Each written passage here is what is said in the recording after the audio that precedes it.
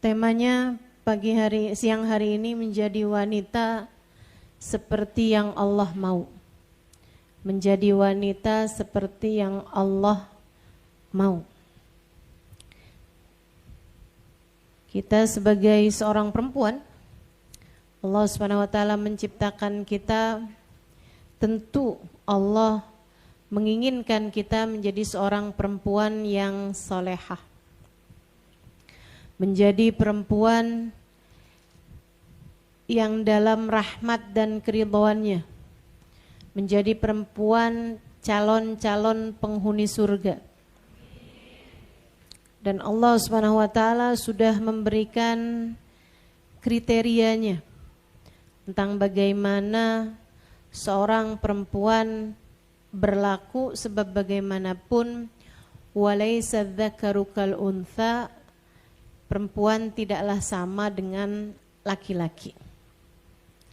Laki-laki tidak sama dengan perempuan. Bukan artinya yang satu lebih mulia daripada yang lain, hanya memang berbeda. Karenanya kita semoga jadi perempuan-perempuan yang diinginkan Allah Subhanahu wa taala insyaallah, hingga selalu berada dalam keridhaannya. Amin ya rabbal alamin. Nabi kita Muhammad sallallahu alaihi wasallam dalam salah satu hadisnya mengatakan nisaul jannah arba'ah. Perempuan-perempuan surga artinya pemimpin wanita di surga. Artinya pemimpin perempuan-perempuan yang Allah mau. Allah tuh kepengennya perempuan mengidolakannya, berkiblatnya kepada perempuan-perempuan ini. Disebut oleh Nabi Muhammad perempuan surga ada 4, kata Nabi. Permisalan-permisalan bagi kita, idola-idola bagi kita, panutan-panutan bagi kita, teladan dalam kehidupan kita, mentor yang kita menginginkan kehidupan seperti mereka. Disebut oleh Nabi Muhammad ada 4 orang, kata Nabi. Siapa aja nih? Biar kita memastikan diri kita udah mirip apa belum sama mereka. Dan mau memastikan diri juga bahwa kita mengarah mengikuti mereka atau justru malah menjauh dari jalan kehidupan mereka. Yang pertama kata Nabi Muhammad, ini secara urutan tahunnya ya, disebut sama Nabi Asiyah bintu Muzahim. Asiyah anaknya Pak Muzahim. Asiyah istrinya Fir'aun. Asiyah istrinya Fir'aun. Yang kedua Maryam binti Imran. Sayyidah Maryam anaknya Nabi Imran. Imran itu nabi tapi bukan rasul. Jadi kita tidak menyebutkannya sebagai salah satu dari 25 nabi dan rasul yang wajib diketahui itu ya. Karena memang beliau nabi akan tetapi bukan seorang rasul. Yang ketiga kata Nabi Muhammad Khadijah bintu Khuwailid. Istri baginda kita Nabi besar Muhammad sallallahu alaihi wasallam. Dan yang keempatnya yaitu Fatimah bintu Muhammad. Sayyidah Fatimah putrinya Nabi besar Muhammad sallallahu alaihi wasallam. Dari keempatnya kita belajar banyak tentang bagaimana seharusnya kita menjadi, tentang bagaimana sebenarnya yang diinginkan Allah untuk kita menjalani hari-hari. Sayyidah Asiyah, kita belajar darinya untuk istiqomah dalam keimanan meski bagaimanapun keadaannya. Dari Asiyah dari Asia kita belajar tentang bagaimana menjadi istri yang sabar, dari bagaimana menjadi seorang perempuan yang tetap dalam keimanan, padahal punya suami yang bukan hanya arogan, bukan hanya sombong, bukan hanya tidak beriman kepada para nabi, malah ngaku jadi Tuhan. Masya Allah. Ujiannya Asia. Maka bagi para istri, bersabarlah. Teruslah bersabar. Teruslah istiqomah. Tetaplah di jalan Allah. Berimanlah kepada Rasulullah Muhammad sallallahu alaihi wasallam. Jika kamu tetap di jalan seperti itu, akan selalu ada jalan keluar untuk tiap permasalahanmu. Yang sabar. Kalau kamu punya suami tidak seperti yang kamu inginkan, kalau kamu merasa punya suami benar-benar jadi ujian dalam kehidupan, inget-ingetin Asia.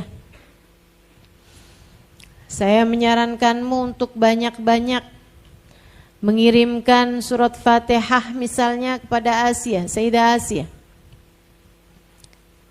dengan harapan agar kamu bisa jadi seorang perempuan yang bersabar seperti beliau. Kalau lagi kesel-kesel ngadepin suami, ingat Asia aja. Ya Allah, suami saya kan gak Fir'aun amat.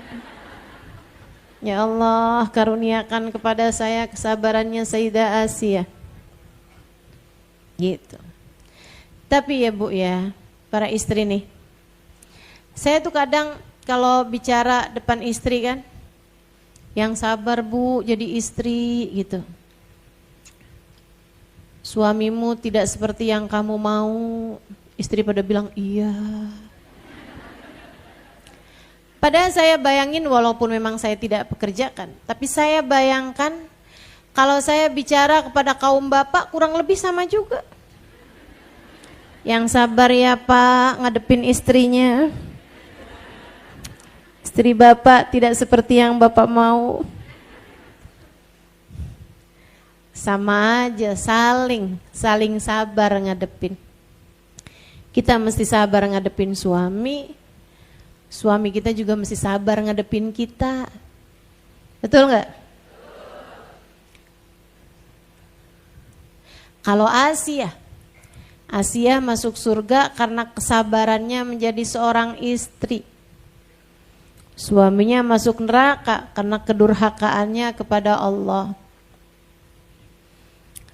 Kalau kamu jangan sampai sebaliknya. Suami kamu masuk surga gara-gara sabar jadi suamimu.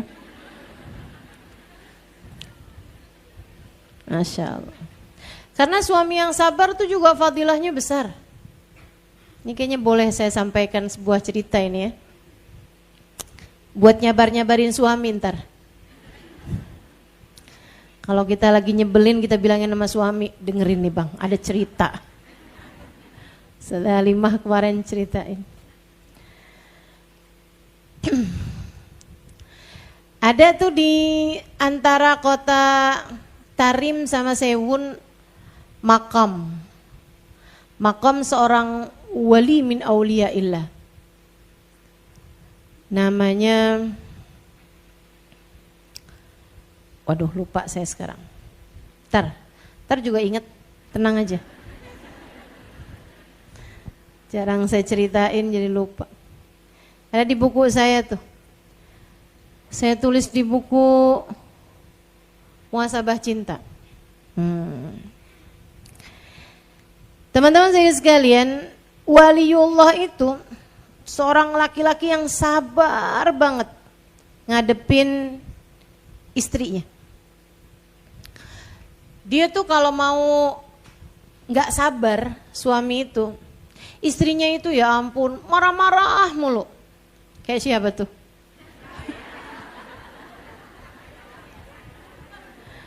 Ngomel mulu kerjaannya. Kayak semua yang dikerjain suaminya tuh kayak salah aja gitu.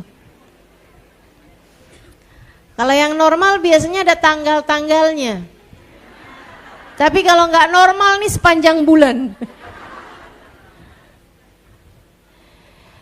Dia setiap kali mau nggak sabar mau ninggalin istrinya, dia mikir gitu, kesian anak-anak, kesian istri saya nanti gimana, kesian anak-anak, terus gitu.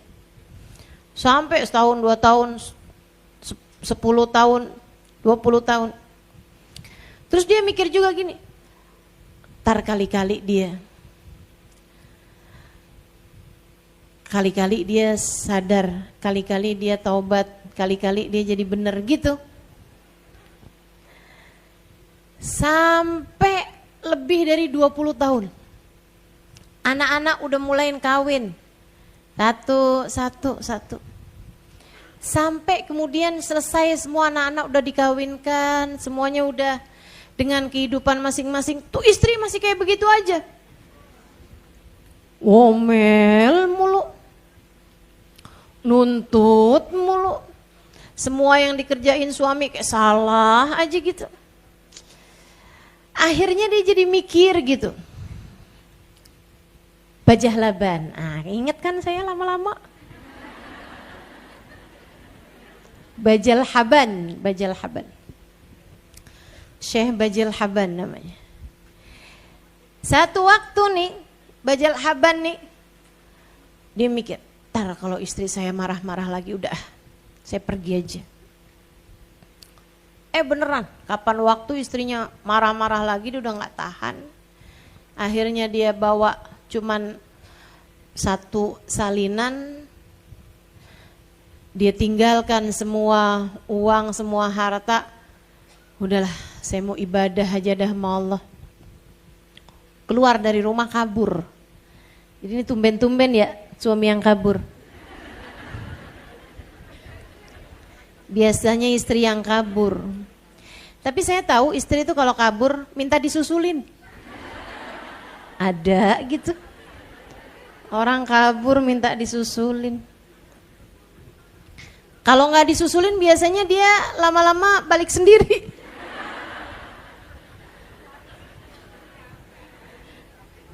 Ini terutama buat adik-adik yang baru nikah nih. Udah deh, nggak usah dipakai deh ilmu itu deh. Kamu bukan pembeli di Tanah Abang. Yang kalau kamu pergi dipanggil lagi.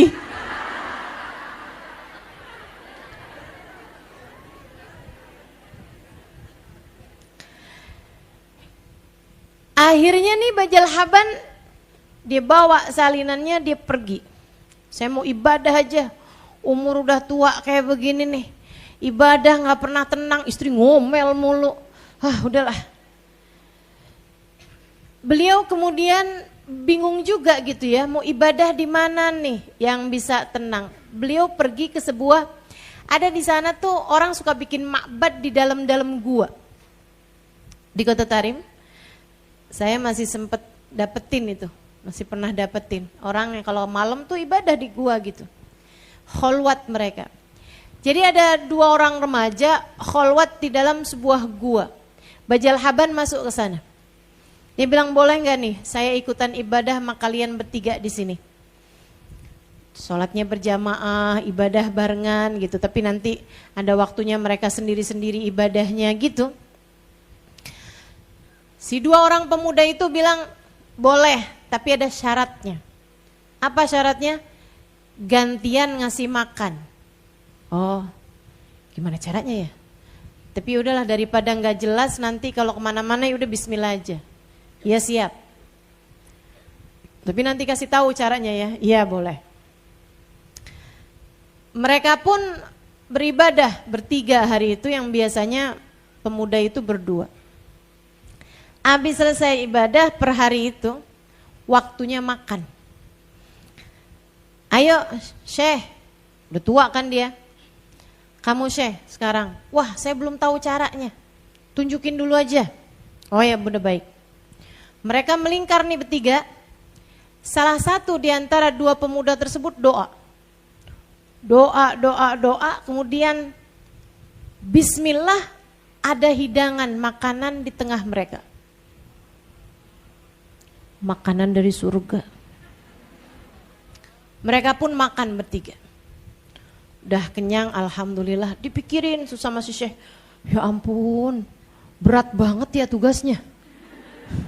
Kok suruh masak, suruh nyari kayu bakar, suruh ini, masih kebayang gitu caranya. Ini doa, kemudian minta hidangan dari surga, terhidang makanan dari surga. Ya Allah, sakti banget tuh anak muda ya. Saya segini tuanya belum kayak begitu gitu. Besok harinya, ayo Syekh, sekarang tugas kamu Syekh, menghidangkan makanan buat kami. Kata Syekhnya, boleh kamu dulu gak? Yang satu kan belum nih. Ntar saya yang belakangan aja dah. Gak yakin berdoa sendiri. Sama kayak kita ya. Iya. Kalau kita sih bukan perkara gak yakin. Yakin gak diijabah.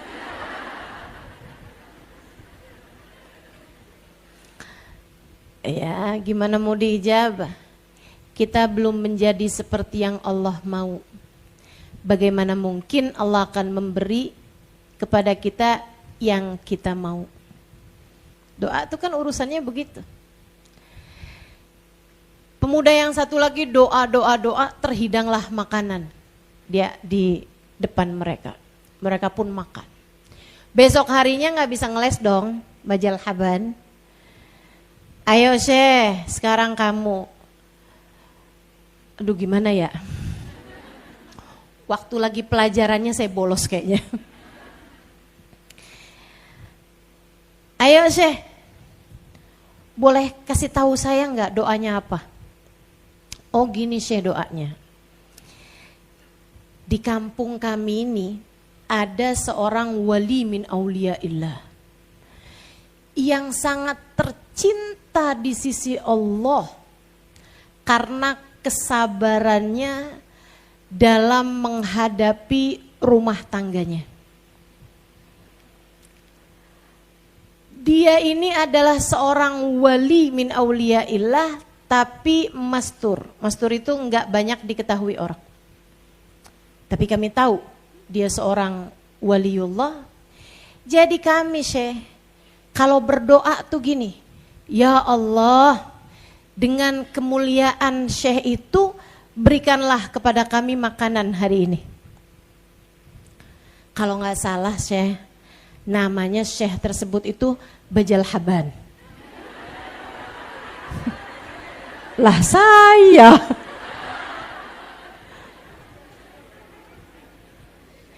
Jadi kami selalu berdoa, ya Allah, dengan kesabaran Syekh Bajal Haban menghadapi istrinya, sehingga membuatnya menjadi seorang kekasih-Mu ya Allah. Karuniakanlah kepada kami hidangan dari surga. Allah ijabah Syekh. Oh jadi selama ini kalian diijabah doanya karena saya. Kalau kayak gitu saya balik aja dah ke tempat istri saya. Udah jelas-jelasan ibadah sabar menghadapi pasangan ternyata membuatnya menjadi seorang waliullah. Yuk yang sabar. Siapa tahu jadi Bajal Haban. Jadi kalau suami lagi kesel-kesel, ingat Bajal Haban. Siapa tahu kamu jadi waliullah karena ngadepin saya. Saudaraku sekalian, belajarlah dari Asiyah kesabaran untuk menghadapi pasangan. Bukan hanya pasangan sih, apapun aja. Sebab orang hidup di dunia ini gak ada yang gak diuji. Semua pasti lengkap dengan ujiannya masing-masing. Kalau kamu ngelihat orang kayaknya hidupnya senang terus ya. Bukan senang terus. Tapi dia bisa jadi adalah orang yang diberi Allah SWT ujian namun mampu melampauinya dengan baik atau naudzubillah ya. Jangan sampai nih jadi yang keduanya, yaitu orang-orang yang hidupnya mendapatkan istidraj dari Allah SWT. Kata Allah, wa nistadrijuhum min haitsu la ya'lamun. Kita luluh aja, kita kasih aja, kita biarin aja dia. Terus kita ulur aja sampai di saat yang dia tidak mengetahuinya. Artinya ada banyak orang-orang yang Allah Subhanahu wa taala menolaknya di akhirat, namun karena dia punya beberapa kebaikan di dunia sehingga Allah pun membalas kebaikan-kebaikannya tersebut dengan kenikmatan-kenikmatan di dunia, hanya agar Allah Subhanahu wa taala tidak punya alasan untuk memberikan padanya kenikmatan kelak di akhirat. Serem nih. Serem teman-teman. Ada orang di hidupnya maksiat mulu loh, tapi hidupnya kayak seneng terus. Itu serem tuh. Serem.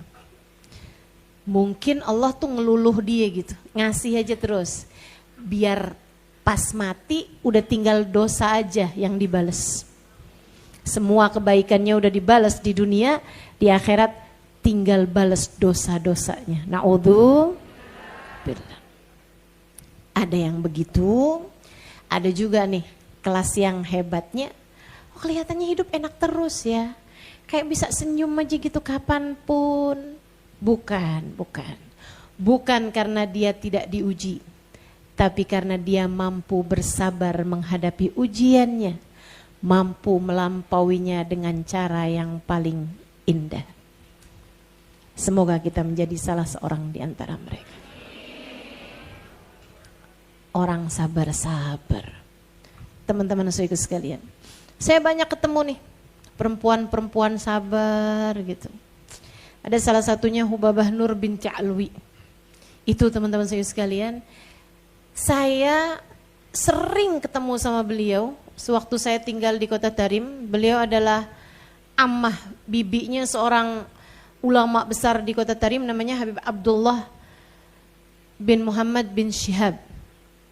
Habib Abdullah bin Muhammad bin Syihab salah satu dari gurunya guru saya, yaitu Habib Umar bin Hafid. Dan itu beliau bibinya, jadi adeknya bapaknya. Namanya Hubabah Nur binti Alwi. Itu saudaraku sekalian, saya sering ketemu sama beliau, tapi saya nggak pernah tahu model mukanya kalau lagi nggak senyum. Saya nggak tahu muka cemberutnya dia, muka tegangnya dia, muka paniknya dia, muka takutnya dia, muka sedihnya dia, saya nggak tahu. Padahal saya sering ketemu sama beliau. Kenapa begitu? Karena selalu tersenyum kapanpun saya memandangnya. Selalu tersenyum kapanpun kami semua memandangnya. Senyum aja gitu. Kayak sampai udah jadi kebiasaan mukanya gitu. Senyum aja. Terus ya senyum aja. Masya Allah, Masya Allah. Kadang kalau lagi diceritain tentang Nabi Muhammad atau apa, kangen, rindu, air matanya berlelehan, tapi mukanya tetap senyum. Ya Allah, ya Allah. Indah. Saudaraku sekalian, mungkin hidupnya enak terus kali. Siapa bilang? Beliau tinggal seorang diri, rumahnya itu naik di atas pakai tangga, dan beliau itu sudah nggak bisa lagi naik tangga. Jadi beliau kalau naik tangga tuh merangkak. Bersama dengan itu, badannya yang sudah tua rentak semakin bungkuk sampai badan beliau tuh memang bungkuk jadinya. Dengan keadaan yang sangat terbatas secara duniawi. Akan tetapi memang kesabaran tuh luar biasa ya. Sampai tampak dari mukanya yang senantiasa tersenyum kapanpun. Jadi kalau tanya gitu, gimana Hubabah kabarnya? Alhamdulillah, Alhamdulillah.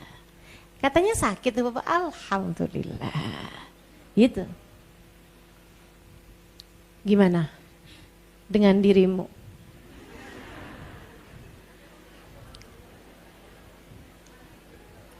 Lagi gak punya duit, semua orang tahu.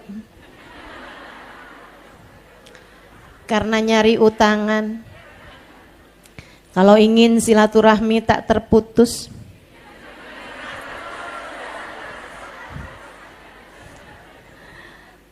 Teman-teman sekalian, kalau lagi punya duit, ya ampun, nggak cerita-cerita sama orang, takut diutangin. Jadi kapan aja kelihatannya kayak susah aja hidupnya. Ada tuh yang modelan begitu. Jakarta banyak. Di Bogor lebih lagi.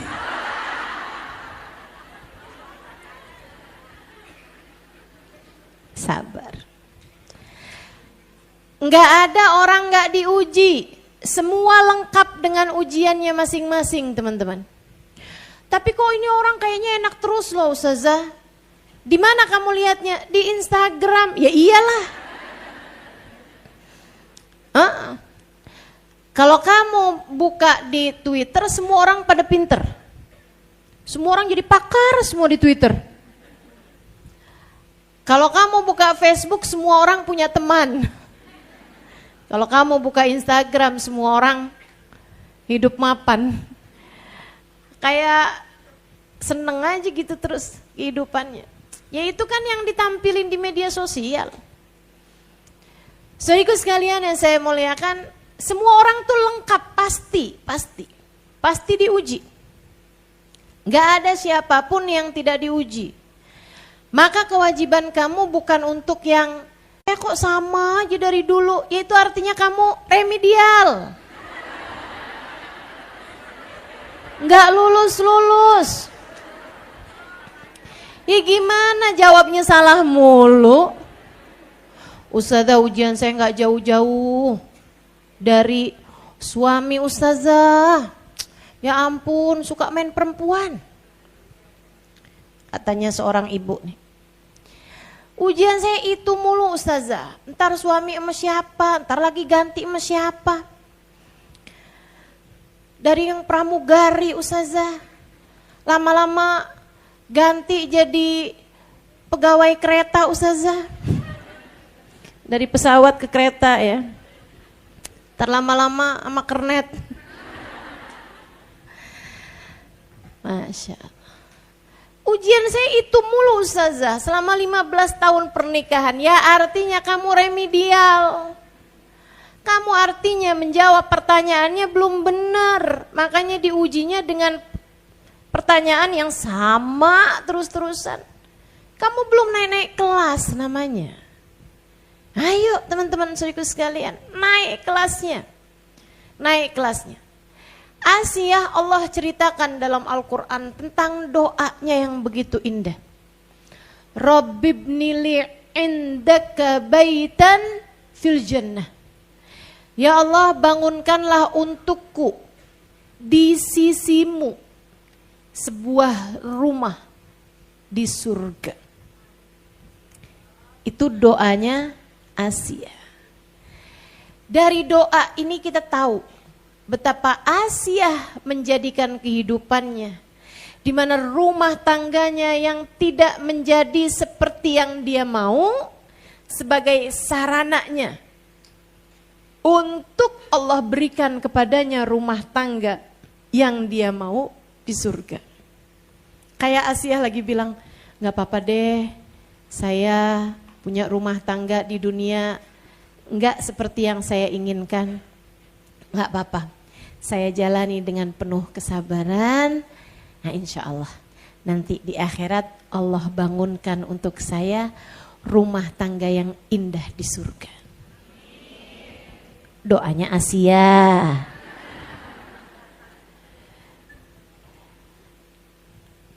Asiyah ngajarin kita, rumah tanggamu yang di sini sambungkan sama rumah tanggamu di surga. Kalau kamu punya suami soleh, maka solehahlah bersama dengannya. Kalau kamu punya suami sholatnya rapi, ibadahnya bagus, solehahlah kamu bersama dengannya. Jadilah kamu makmum yang baik bagi dirinya.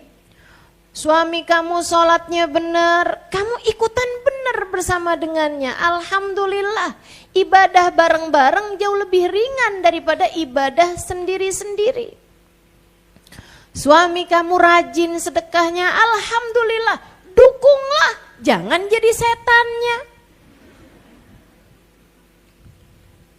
Suaminya bilang lagi pisahin duit, saya mau transfer ke ibu saya sekian. Ibu kamu terus. Masya Allah, Masya Allah. Cemburu kok sama mertua. Sebelum kamu ada dalam hidupnya, ibunya sudah lebih dulu ada bersama dengannya. Jangan jadi istri yang misahin ibu dari anaknya. Halo warga Bogor. Jangan jadi istri yang menjauhkan ibu dari anaknya.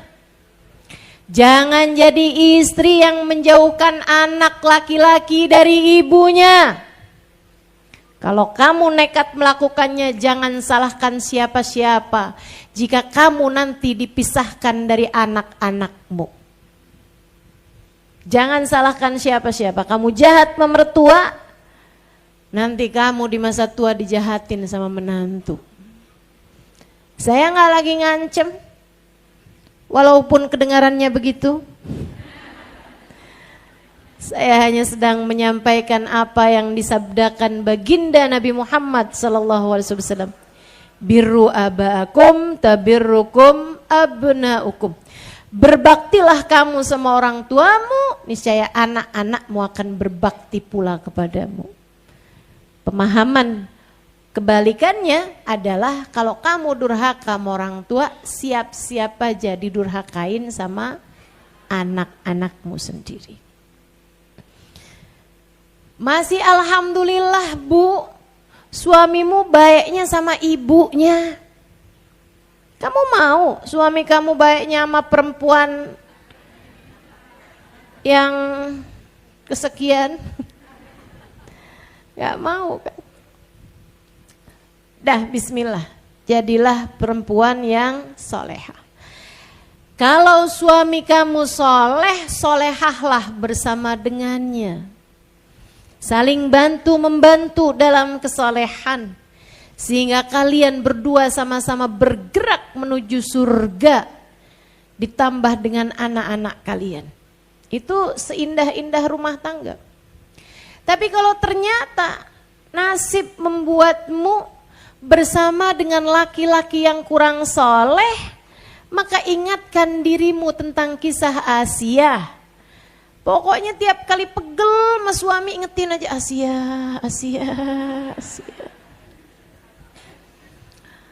Gitu.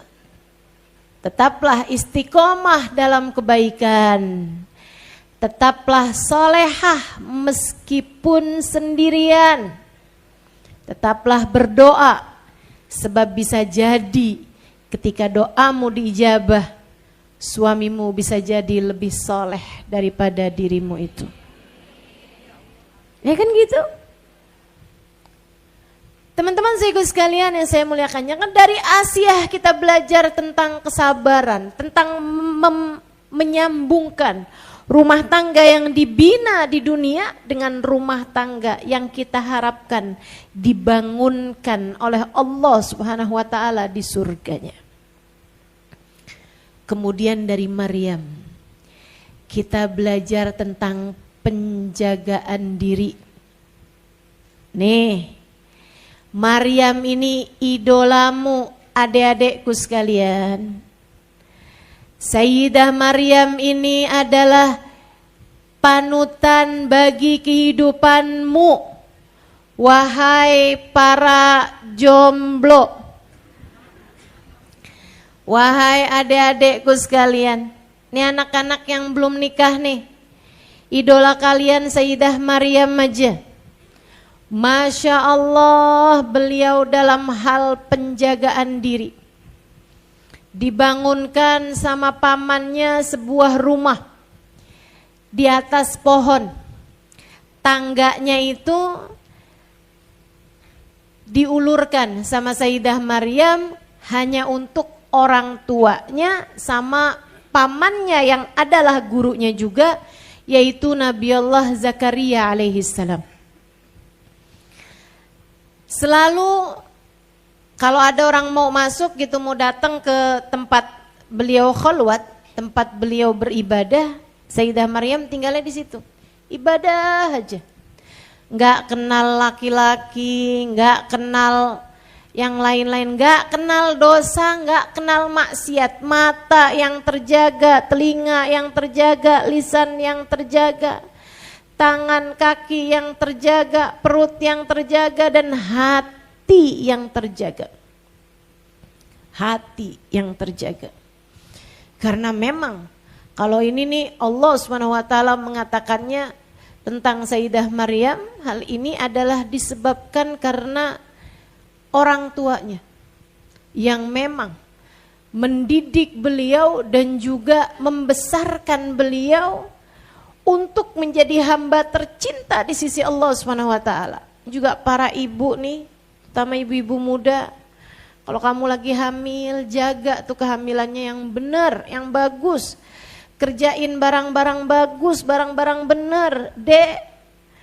Jangan kebanyakan berbuat dosa atau bahkan jangan berbuat dosa. Jangan bohong, jangan ngomongin orang, jangan nyakitin orang, jangan ngomong kasar, jangan marah-marah.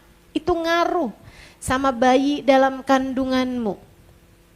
Anak-anak secara otomatis suka sama sesuatu hal yang biasa dia dengarkan ketika dia berada dalam rahim ibunya. Otomatis. Jadi kalau kamu kepengen anakmu menjadi anak yang gemar membaca Al-Quran, sering-seringlah membaca Al-Quran ketika kamu sedang hamil dirinya. Kalau kamu pengen anakmu jadi anak yang cinta kepada Nabi Muhammad, kamu mesti sering-sering baca sholawat, kamu mesti sering-sering baca maulid, kamu sering-sering baca puji-pujian kepada Nabi Muhammad. Terutamanya diiringi rasa cinta, diiringi rasa rindu, sangat mungkin anakmu menjadi anak yang begitu.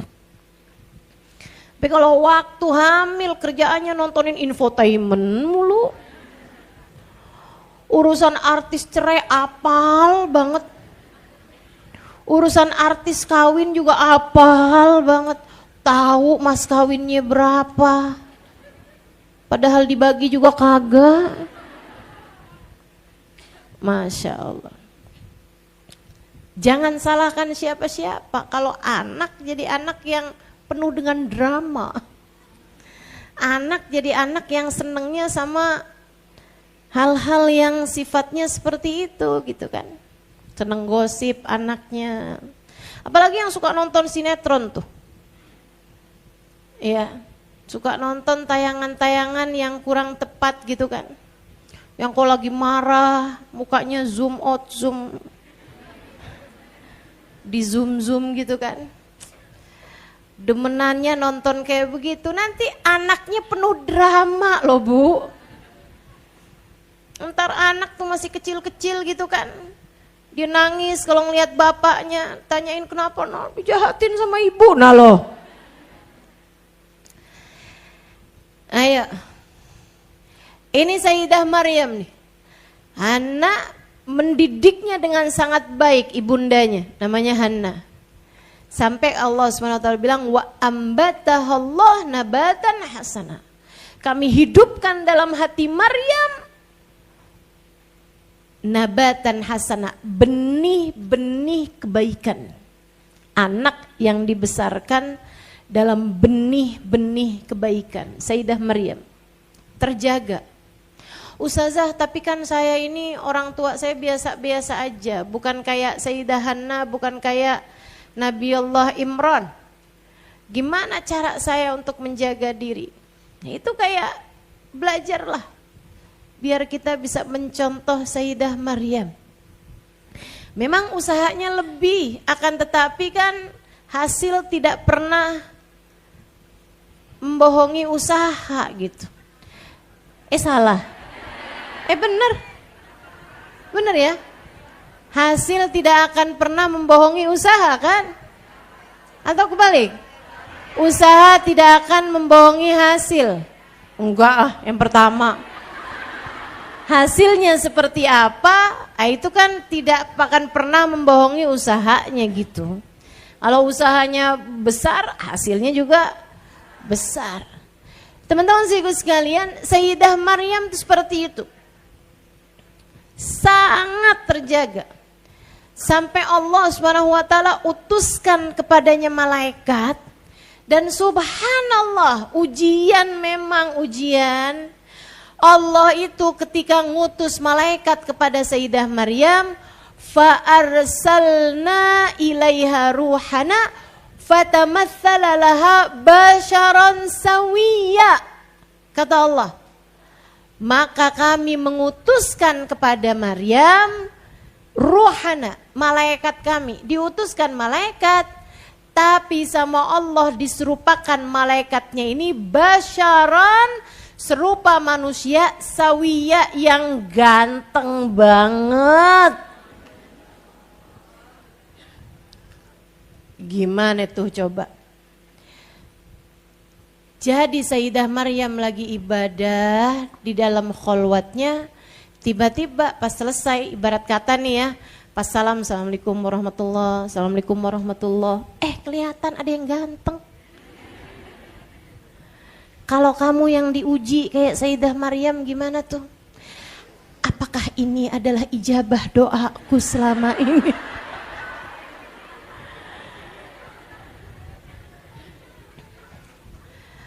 Mikirnya kan begitu. Cakepnya luar biasa gitu. Dan Sayyidah Maryam perempuan yang sudah usia-usia untuk menikah. Lagi sedang-sedangnya gitu. Udah mulain balik, ibarat katanya kan begitu. Mulain seneng sama lawan jenis gitu. Tapi bahkan udah di depan mata nih. Laki-laki ganteng luar biasa. Apa kata Sayyidah Maryam? Inni a'udzu birrahmani in kunta taqiyya. Aku berlindung kepada Allah. A'udzu billahi minasyaitonir rajim, semacam itulah.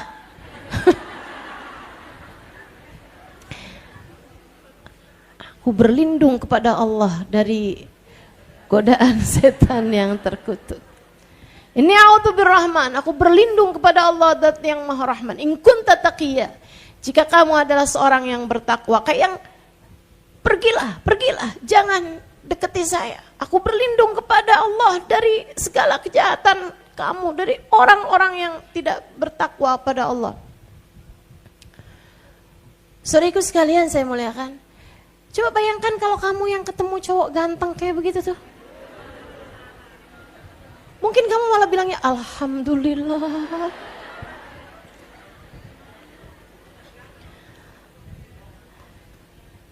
Sayyidah Maryam terjaga hatinya. Sayyidah Maryam terjaga hati. Inni a'udzu birrahmani minka in kunta taqiyya. Aku berlindung kepada Allah dari kejahatan siapapun. Menjauhlah dariku. Wahai Maryam, aku adalah malaikat yang Allah utuskan kepadamu. Wahai Maryam, Allah telah memilihmu menjadi tanda kekuasaan Allah, maka ruku' sujudlah, tunduk patuhlah kepada Allah. Allah memilihmu untuk menjadi ayah min ayatillah, tanda kekuasaan Allah Subhanahu wa taala untuk melahirkan seorang anak. Sayyidah Maryam bertakwa, ngerti bahwasanya anak itu bisa lahir dengan cara hamil, dan hamil itu bisa terjadi dengan kawin, gitu kan? Laki-laki, perempuan gitu. Saudaraku sekalian yang saya muliakan, Sayyidah Maryam mikirnya, nih orang nih mau bohongin saya.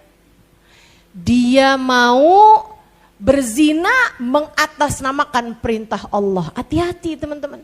Ada banyak nih sekarang cowok-cowok buaya mendekati kamu, kayaknya tuh kayak mendekatkanmu kepada perintah Allah gitu. Kita nggak pacaran kok, kita hanya ta'arufan. saling mengingatkan dalam kebaikan. Nanti malam kamu aku bangunin buat tahajud ya.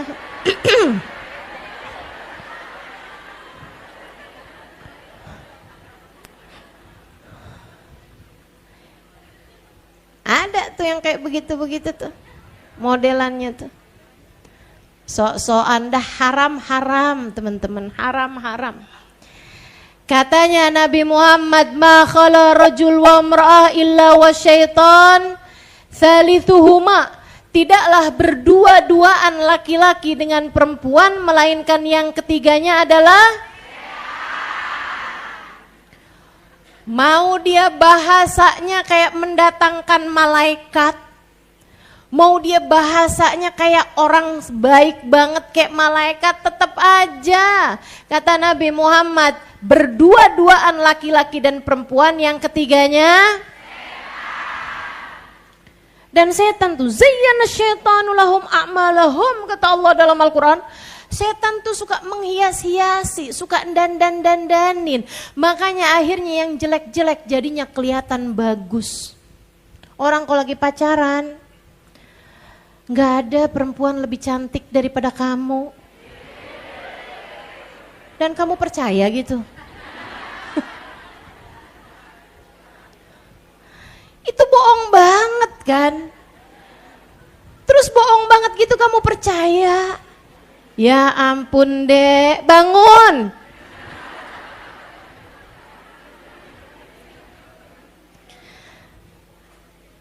Laki-laki tuh kalau udah lagi jatuh cinta bahasanya, saya liatin malam kenapa gelap banget. Ternyata semua bintangnya pindah di matamu.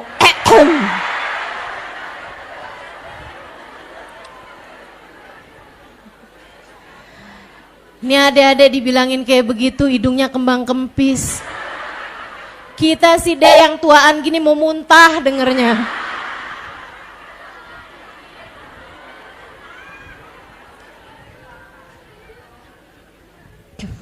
Illa wa syaitan talitu. Setan suka hias-hiasin. Makanya akhirnya kamu terjebak pada rasa yang salah. Setan berusaha mendekatkan kalian berdua dengan perzinaan. Dari yang asalnya kenalan, berlanjut tegur sapa, berlanjut obrolan, lama-lama pegangan tangan. Habisnya itu udah kemana-mana tuh. Pikiran kamu liar, hati kamu liar, kemudian terjadilah apa yang tidak diinginkan. Jangan, adekku sayang, jangan dekat-dekati zina. Guru saya Sayyidil Habib Umar bin Hafid mengatakan, zina itu sama Allah disebut sebagai fahisyah. Apa artinya fahisyah? Hal yang menjijikkan. Gak ada dosa disebut fahisyah lebih daripada zina. Gak ada dosa lain disebut fahisyah sama Allah, gak ada. Zina doang kayak begitu. La taqrabu zina innaha kana fahisyatan wa sa'a sabila. Janganlah dekati perzinaan. Sungguhnya zina itu pekerjaan yang sangat menjijikkan. Wa sa'a sabila. Seburuk-buruknya pilihan. Jangan pernah memilih itu dalam hidupmu, dek.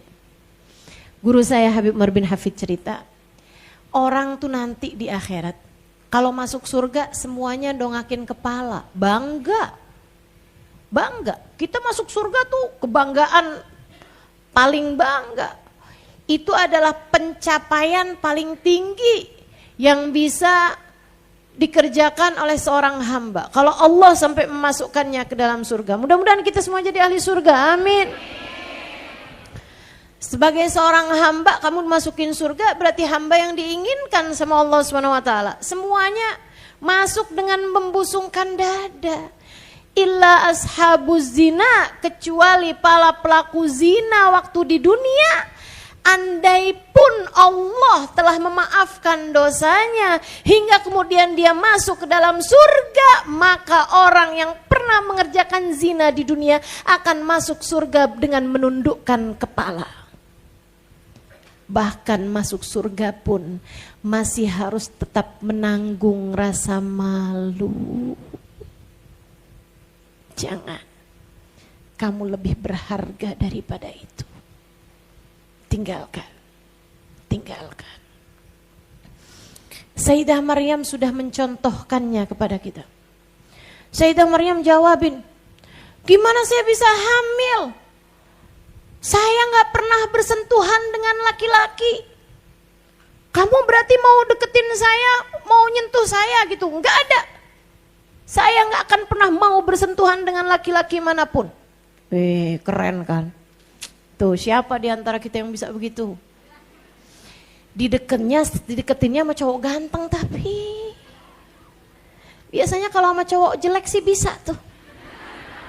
Ini a'udzubirrahman, a'udzubillahi minasyaitonirrajim. Kadang dia mau deketin pula, akhirnya kita baca ayat kursi.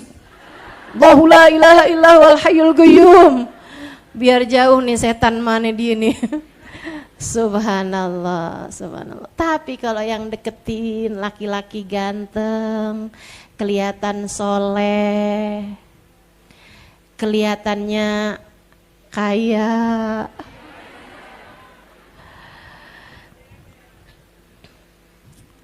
jadi mikir panjang mau ditolak. Jangan. Sayyidah Maryam cukup jadi panutan bagimu dalam kehidupan.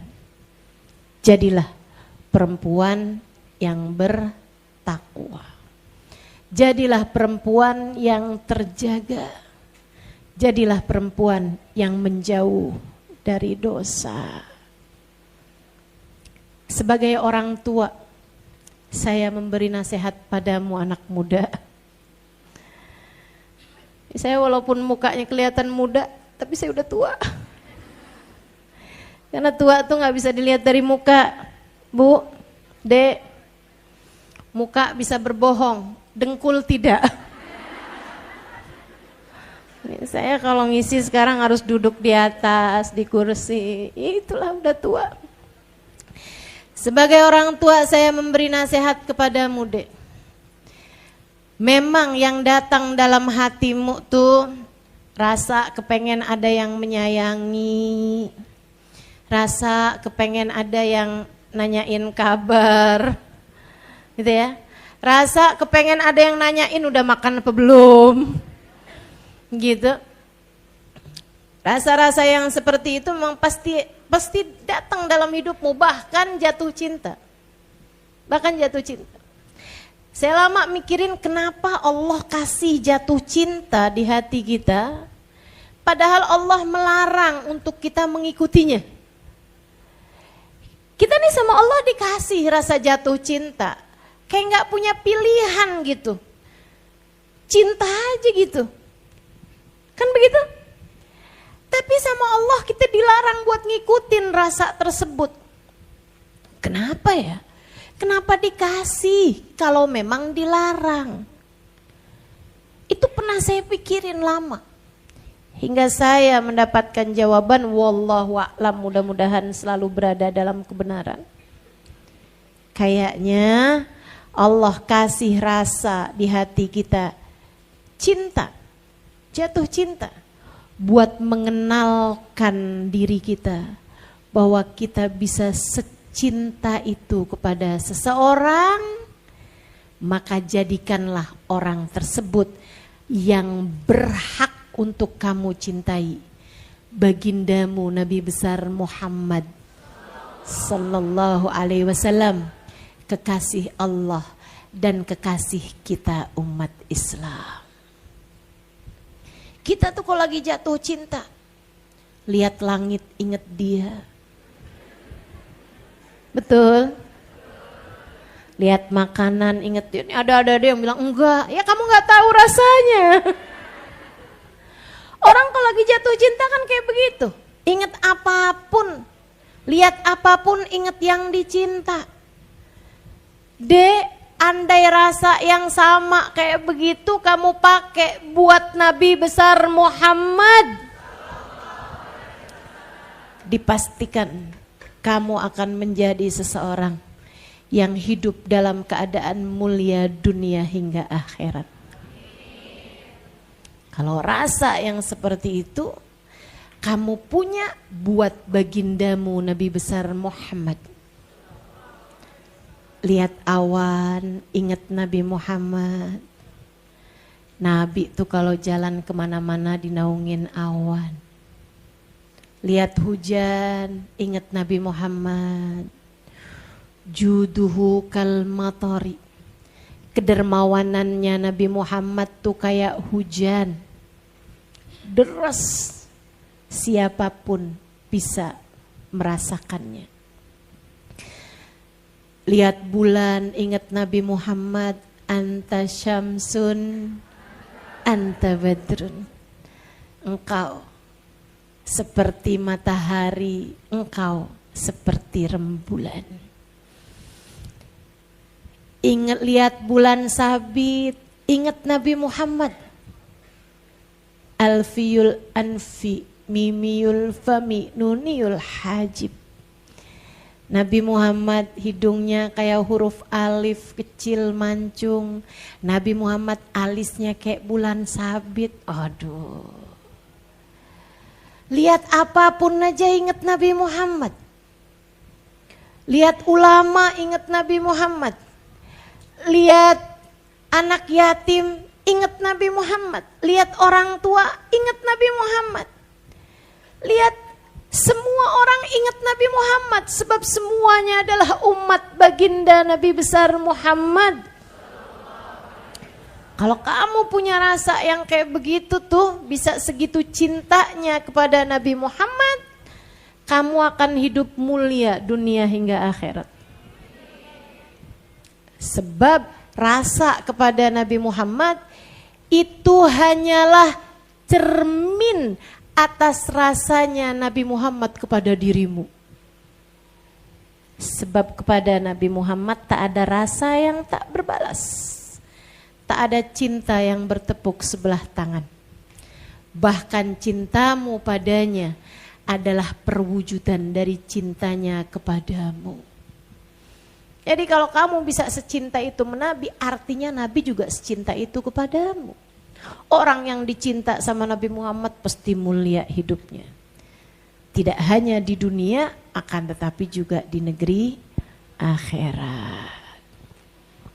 Saudaraku sekalian yang saya muliakan, belajar dari Sayyidah Maryam penjagaan diri. Oh, kamu jangan ngadi-ngadi nih. Nih kayaknya nih kamu mau bilang saya sebagai tanda kekuasaan Allah, kamu mau bikin saya hamil, maksud kamu mau deketin saya, kamu mau ngajakin saya zina dengan mengatasnamakan agama, nggak bakalan, kata Sayyidah Maryam. Katanya malaikat tersebut, tidak wahai Maryam, tidak wahai Maryam, aku hanya diperintah Allah untuk memberikan kepadamu kehamilan. Kamu akan hamil tanpa bersentuhan dengan laki-laki manapun. Kemudian dia mulai meniup. Dari jauh nih ya, meniup kepada Sayyidah Maryam, ke perut, ke arah perutnya Sayyidah Maryam. Sayyidah Maryam bersama dengan tiupan malaikat Jibril tersebut, hamilnya langsung 9 bulan, langsung HPL. Kebayang paniknya Sayyidah Maryam. Nggak pakai A, nggak pakai B teman-teman, udah langsung waktunya melahirkan. Udah hari perkiraan lahir. Hah, ya ampun, perut langsung besar, langsung mules pula, panik Sayyidah Maryam. Ya Allah, apa yang harus saya lakukan ya Allah? Bagaimana ini ya Allah? Sayyidah Maryam segera turun, kemudian gak mungkin dia melahirkan di atas itu kan. Dia turun kemudian ke bawah, cari-cari. Kata Allah Subhanahu wa taala, bergeraklah ke arah syarqiyah, ke arah timur wahai Maryam. Sayyidah Maryam jalan kemudian ke arah timur, sampai kemudian Sayyidah Maryam mendapati udah gak tahan lagi di bawah sebatang pohon kurma. Sayyidah Maryam kemudian merasakan sakit yang luar biasa. sakitnya melahirkan. Sakitnya melahirkan. Sayyidah Maryam saat-saat seperti itu, dia bilang, ya laitani mittu qabla hadha wa kuntu nasyam mansiya. Ya Allah, coba saya mati aja sebelum ini. Dan saya menjadi seseorang yang terlupakan begitu aja. Sakit bener begini nih, hidup nih, sakit banget, sakit banget, sakit banget. Belum lagi kan ngadepin omongan orang kayak gimana. Sayyidah Maryam udah penuh dengan beban berat. Dengan penuh kejujuran. Sayyidah Maryam doa, bilang sama Allah, ya Allah mati aja saya deh, ya Allah mati aja deh saya. Subhanallah. Berlakulah jujur kepada Allah. Adik-adik, berlakulah jujur. Ketika kamu merasa beban hidupmu begitu berat, cukup kepada Allah sajalah mengadu. Enggak usah cari sandaran bahu. Apalagi bahunya ternyata bahunya suami orang.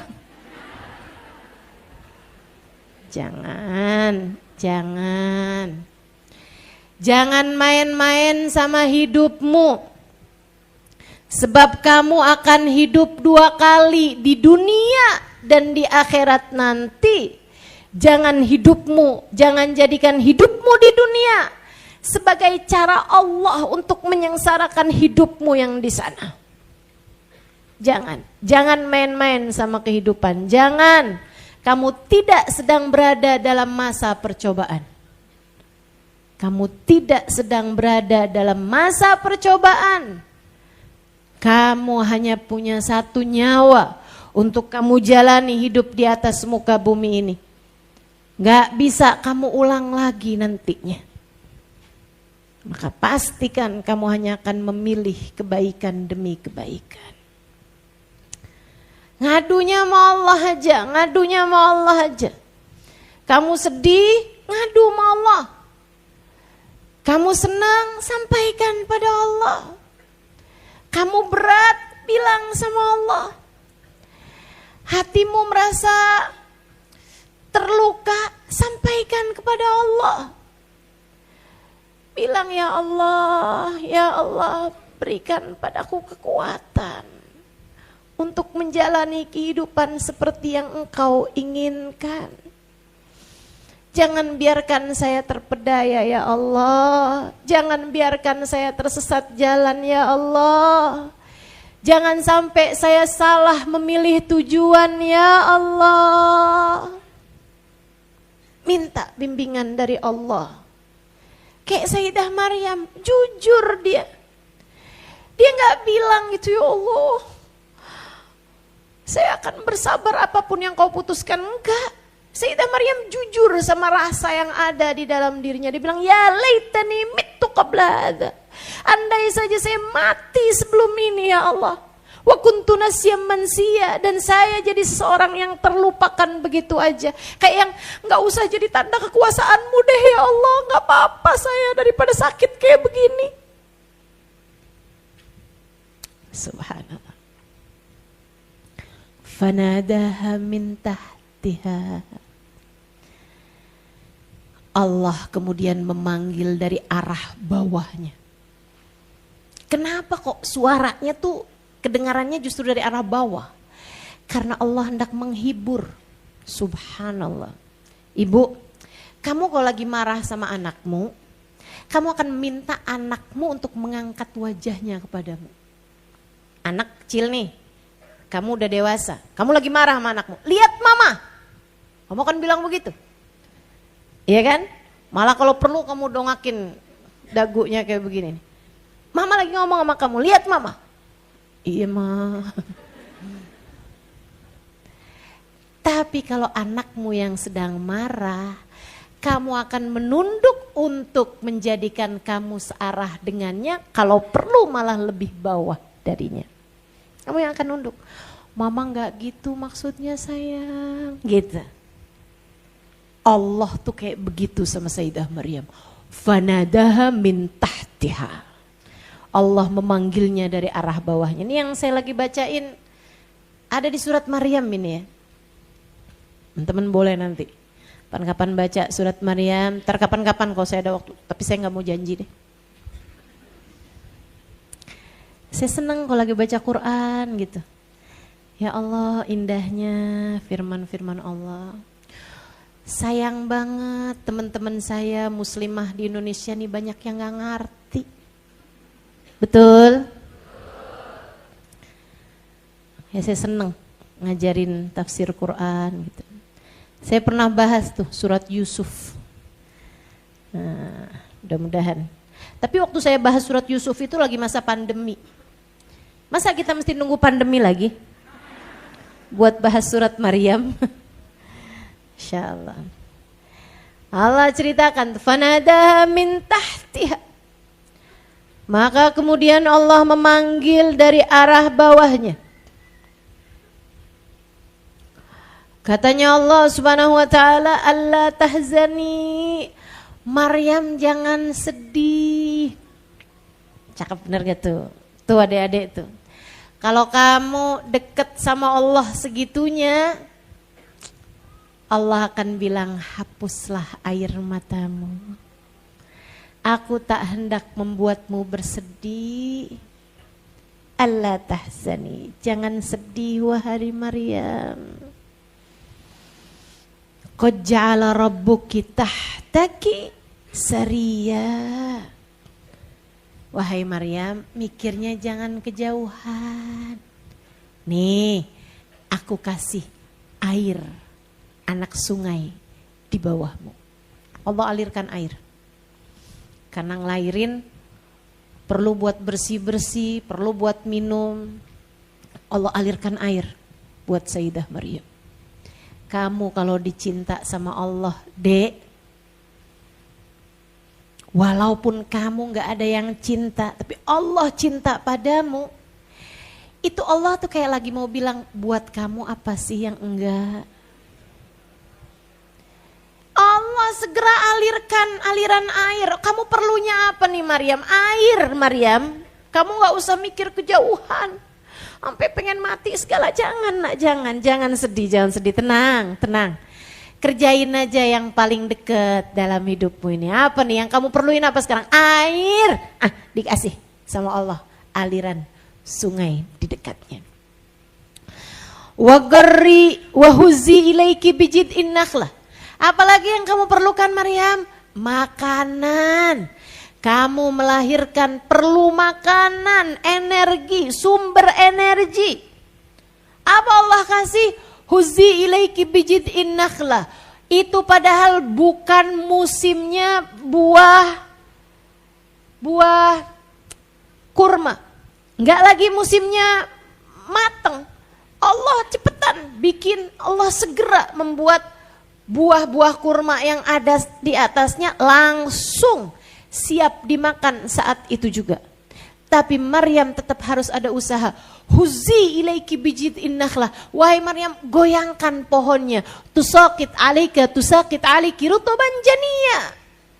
Maka akan berguguranlah buah kurma yang segar untuk kamu makan.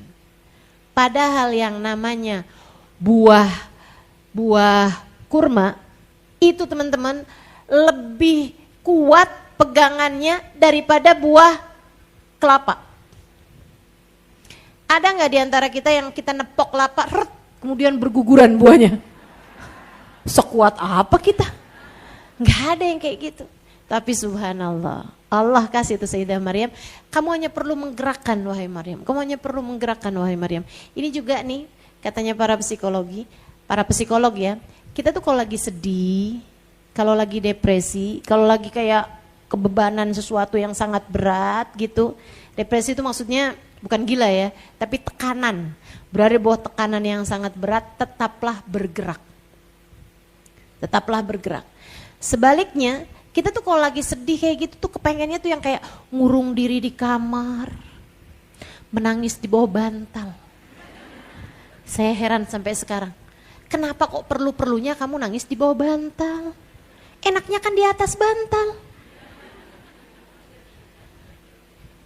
Niru siapa tuh nangisnya di bawah bantal? Saudara sekalian, Allah tuh nyuruh Maryam, geraklah, huzzi ilaik bijid'in nakhlah, gerakkan pohon kurma yang ada di belakang itu, digerakin sama Sayyidah Maryam, langsung buahnya berjatuhan. Sayyidah Maryam memakannya. Makanya katanya makanan paling bagus dimakan untuk ibu hamil maupun melahirkan itu adalah buah kurma. Sakit aliki rutoban jani fakuli washrobi wa qarri aina. Ini ayat indahnya luar biasa. Pol-polan, tanda cinta. Allah tuh kalau cinta sama seorang hamba bisa sampai segitunya, teman-teman. Allah nggak bilang sama Maryam, Maryam berzikirlah, Maryam istighfarlah, Maryam menunduklah. Nggak gitu. Maryam yang taat kamu nak jadi seorang hamba, enggak gitu. Apa Allah perintah kepada Maryam? Maryam, fakuli washrobi wa qarri aina. Wahai Maryam, makan ya nak. Wahai Maryam, minum ya. Wahai Maryam, tenangkan hatimu. Kamu kalau sedekat itu sama Allah, saat susahmu, saat sedihmu, Allah akan selalu menghibur dirimu. Makanlah, minumlah, tenangkan hatimu yang tenang. Aku akan selalu ada bersama denganmu. Enak jadi hamba Allah tuh enak. Udah. Gak usah milih jadi hambanya setan. Jangan deh, jangan. Jangan. Ibu-ibu juga, jangan milih jadi hambanya setan, Bu. Yang selalu aja menuntut kepada suami, dikasih sedikit minta banyak, dikasih banyak masih kurang aja. Ada banyak tuh ibu-ibu yang kayak begitu di Jakarta. Di Bogor apalagi. Masya Allah, Masya Allah. Udah, enak jadi hamba Allah, enak jadi hamba Allah. Pengen apa aja Allah kayak lagi mau bilang gitu. Apa sih yang enggak buat kamu? Tapi kalau kamu mau jadi hambanya setan, setan tuh gampang banget ngecewain. Kamu mau temenan sama setan? Setannya aja enggak selamat loh. Setannya aja nyesel setengah mati loh. Setannya aja kayak gitu kehidupannya, kamu mau jadi budak-budaknya setan? Naudzubillah, naudzubillah. Nah, ikutlah di jalan Allah. Menjadi wanita yang Allah mau. Nih, belajar dari 4 perempuan ini. Dari Sayyidah Khadijah, kamu belajar tentang ketabahan. Kamu belajar tentang kesabaran. Kamu belajar tentang keistiqomahan. Kamu belajar tentang cinta. Dari Sayyidah Khadijah kamu belajar tentang cinta. Tentang bagaimana mencintai Allah. Tentang bagaimana mencintai Nabi besar Muhammad. Bahkan lebih daripada cinta Sayyidah Khadijah kepada dirinya sendiri. Kuntu amshi amyalan. Kata Sayyidah Khadijah, yang dulunya beliau adalah seorang perempuan kaya raya, akan tetapi demi jalan cinta yang dipilihnya, mencintai Allah, mencintai Nabi besar Muhammad sebagai utusan Allah Subhanahu wa taala, yang harus dia bela, yang harus beliau perjuangkan. Sayyidah Khadijah sampai mengalami masa pemboikotan 2,5 tahun. Kuntu amshi amyalan, saya harus berjalan bermil-mil untuk mencari daun-daunan hijau sebagai pengganjal lapar yang sudah tak tertahankan. Ia adalah seorang perempuan kaya raya sebelumnya. Hartanya habis untuk membela dakwah Nabi besar Muhammad. Karena cintanya kepada Allah, beliaulah sebenarnya pejuang yang sesungguhnya. Adik-adik, kakak-kakak, ibu-ibu, saudariku sekalian yang saya muliakan, kita udah dikasih panutan yang jelas tentang bagaimana seharusnya kita menjadi. Kita sudah diberi tuntunan yang jelas tentang bagaimana hidup kita seharusnya mengarah. Kita sudah diberi tauladan yang pasti tentang bagaimana seharusnya kita menjalani kehidupan di atas muka bumi ini. Maka ikutilah jalan mereka. Ikutilah jalan perempuan-perempuan solehah ini. Dari Sayyidah Fatimah kita belajar tentang penjagaan diri, tentang menjadi seorang wanita yang terjaga auratnya, tentang menjadi seorang perempuan yang an la tarahar rajul wala an la tara rajulan wala yarahar rajul. Sebaik-baik perempuan adalah yang tidak melihat laki-laki dan tidak memperlihatkan wajahnya, memperlihatkan kecantikannya kepada laki-laki. Yang bukan suami, yang bukan mahramnya tentu saja. Sayyidah Fatimah, perempuan yang sangat-sangat terjaga sampai meninggalnya. Beliau tuh meninggal, sebelum meninggal tuh udah kepusingan mikirin gimana caranya biar jasad beliau itu ketika meninggal dunia dibawa laki-laki gak pada lihat. Zaman itu tuh belum ada kurung batang, belum ada keranda teman-teman. Sekarang kan ada keranda, jadi kan jenazah itu kan gak kelihatan. Justru yang pertama kali mengawali keranda dalam Islam adalah Sayyidah Fatimah Zahra. Kepikiran beliau, diskusi sama temannya, Asma binti Umais namanya, istri Sayyidina Ja'far At-Tayyar, istri sepupunya Nabi besar Muhammad. Periparan sama beliau, Ja'far saudaraan sama Sayyidina Ali bin Abi Thalib, suaminya Sayyidah Fatimah. Asma, saya tuh kepikiran banget. Nanti kan kalau saya meninggal nih, orang jadi tahu Fatimah itu kurus apa gemuk, Fatimah tuh tinggi apa pendek. Gimana ya Asma? Oh, kamu kepikiran itu Fatimah? Saya waktu beliau asalnya hijrah menemani suaminya ke Habasyah. Tahu banyak hal di luar-luar negeri gitu. Kata Asma binti Umais, saya pernah lihat orang meninggal tuh ditutupin kurung batang, ditutupin kayu-kayu gitu. Fatimah, kamu ingat gak modelnya? Ingat.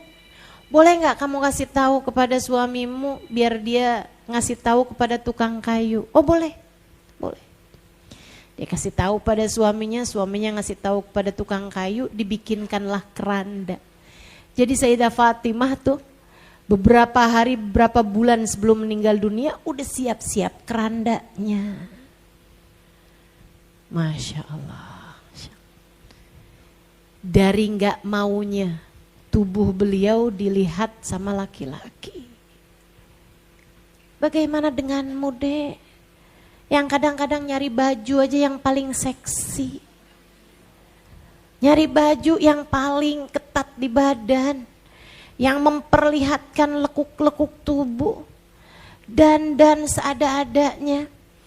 Buat bisa kelihatan cantik di hadapan laki-laki. Jangan, kamu jauh lebih berharga daripada itu sayang. Kamu jauh lebih berharga daripada itu. Biarkan dirimu hanya menjadi konsumsi yang halal bagimu. Abisnya Ustazah punya suami gak sayang, gak pernah muji saya. Ada laki-laki lain yang muji saya, jadilah saya kirimin foto saya sama dia. Enggak. Jangan jadi wanita murahan. Nggak apa-apa. Suamimu tidak pernah memujimu, nggak apa-apa. Kamu biarkan terpuaskan di akhirat. Ketika kamu bisa melaju menuju surga secepat kilat. Nggak apa-apa. Andai di dunia tak ada yang mengagumi dirimu, nggak apa-apa. Nggak apa-apa. Kekaguman memang bukan di dunia tempatnya. Kekaguman itu tempatnya nanti di akhirat. Ngapain jadi sumber kekaguman di dunia jika menjadi sebab kehinaanmu di akhirat nanti? Jangan, jangan. Jadilah perempuan yang terjaga di dunia. Hingga kelak di hari akhirat Allah akan memuliakanmu di sana. Sayyidah Fatimah dek, selalu jadi perempuan VIP.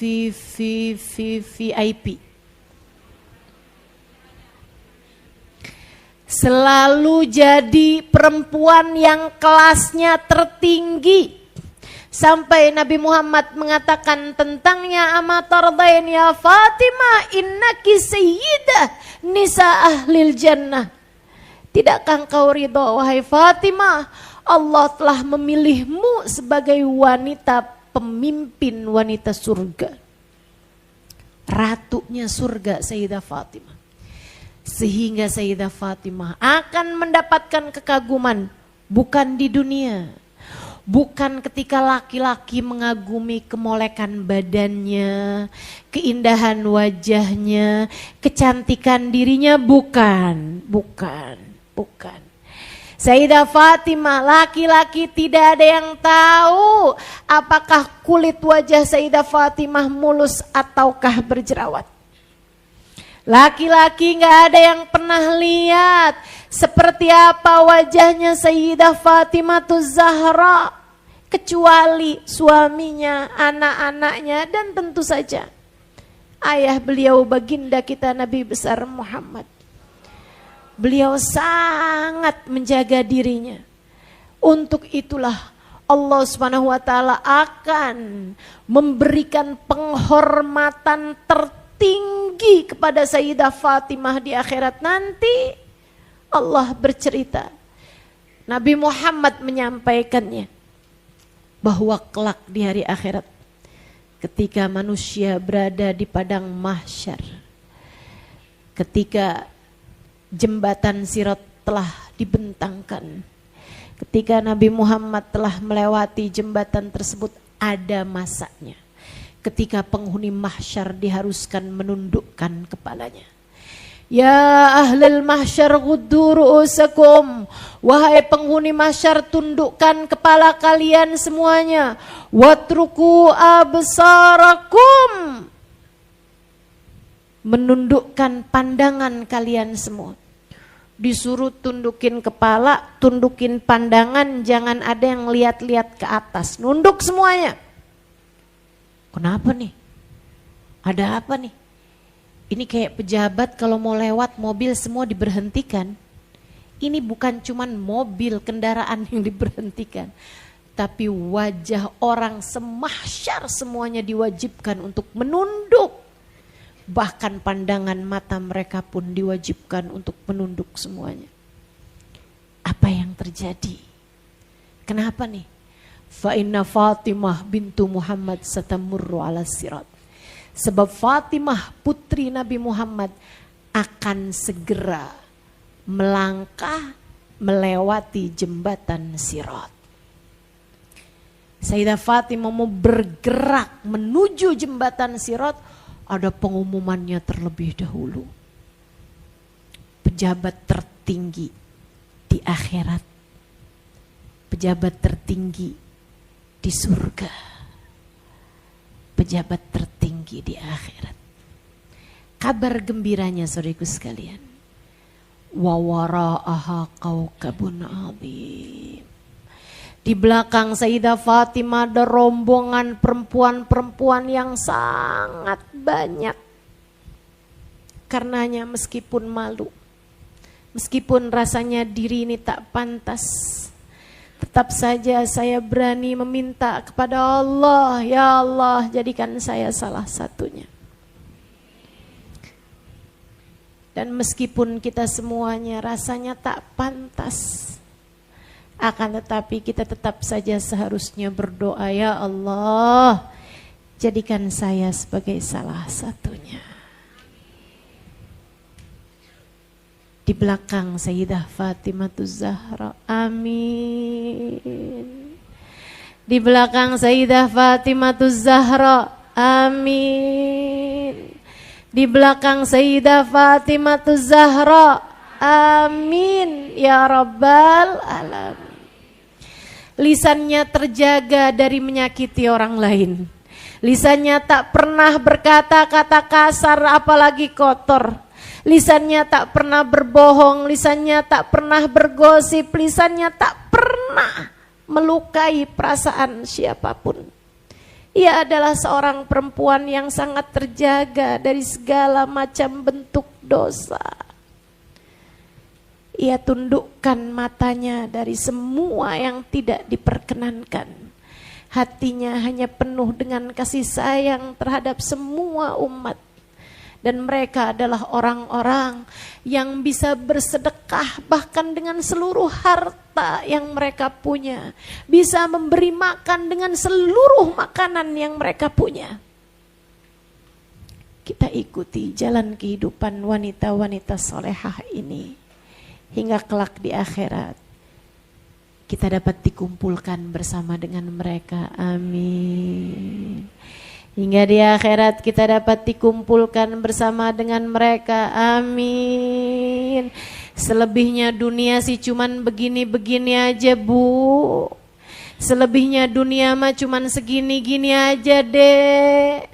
Selebihnya dunia cuma gini-gini aja. Apa yang kamu harapkan dari dunia yang sementara dan fana ini? Jangan sampai kerakusanmu, keinginanmu terhadap dunia membuatmu terbatalkan dari kesenangan-kesenangan indah di surga.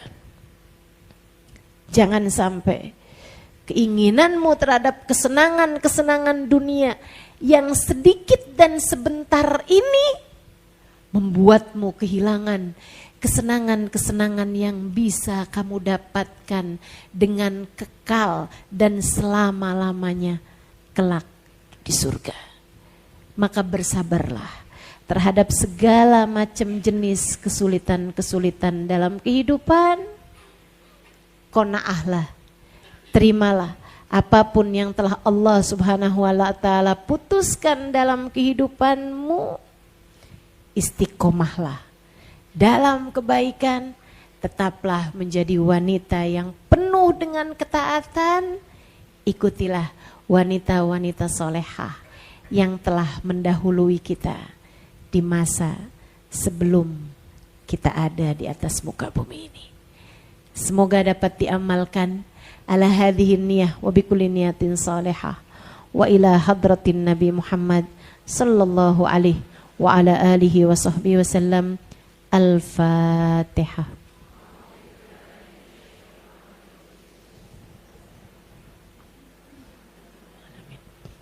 Ar-Rahmanir-Rahim. Maliki yaumiddin. Ihdinas siratal mustaqim, siratal ladzina an'amta 'alaihim ghairil maghdubi 'alaihim waladdallin. Amin. Allahumma bihaqqil Fatihah.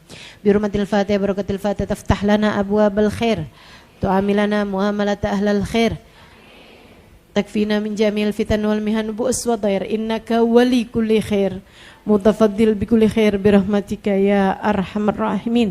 Allahumma inna nas'aluka ziyadatan fid din, barakatan fil umur, wa sihhatan fil jasad, wa sa'atan fil rizki, wa taubatan qabla al maut, wa syahadatan 'inda al maut, wa maghfiratan ba'da al maut, wa afwan 'inda al hisab, wa amanan minal adab, wa nasiban minal jannah, wa rizqna an-nadhar ila wajhikal karim. Allahumma afina min balaik, wa uzi'na syukra na'maik, wa adikna barda afik, wa halawata munajatik. Ya Allah, jadikanlah kami semua wanita-wanita yang salehah. Yang jadi istri di antara kami, solehahkan ia, ya Allah. Jadikan ia istri yang salehah bagi suaminya. Yang jadi ibu di antara kami, jadikan ia ibu yang solehah bagi anak-anaknya. Anak-anak kami, adik-adik kami, ya Allah, para remaja-remaja kami. Jagalah mereka semuanya ya Allah. Jauhkan mereka dari segala dosa yang dapat menjadi sebab penyesalan mereka dunia maupun akhirat. Jauhkan mereka dari segala godaan-godaan ya Allah. Jauhkan mereka dari segala fitnah akhir zaman ya Allah. Jadikan mereka wanita yang terjaga hatinya, terjaga pikirannya, terjaga tubuhnya. Jadilah kami semua wanita-wanita yang terjaga ya Allah. Terjaga anggota tubuh kami jauh dari dosa-dosa. Terjaga akal pikiran kami ya Allah jauh dari dosa-dosa. Terjaga hati kami ya Allah jauhkan dari dosa. Allahumma rabbana atina fid dunya hasanah fil akhirati hasanah wa qina adzabannar bi fadli subhana rabbika rabbil izzati amma yasifun. Wassalamun alal mursalin walhamdulillahi rabbil alamin.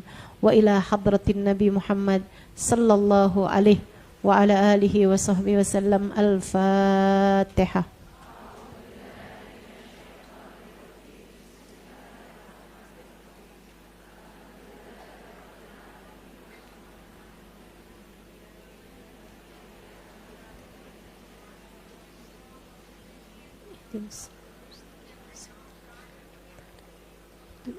Waladdallin amin. Taqabbalallah minna wa minkum taqabbal ya karim. Mudah-mudahan bermanfaat. Alhamdulillah, demikian ceramah untuk hari ini. Semoga ilmu yang disampaikan menjadi manfaat dan keberkahan untuk kita semua. Mohon maaf bila ada kekurangan. Wassalamualaikum warahmatullahi wabarakatuh.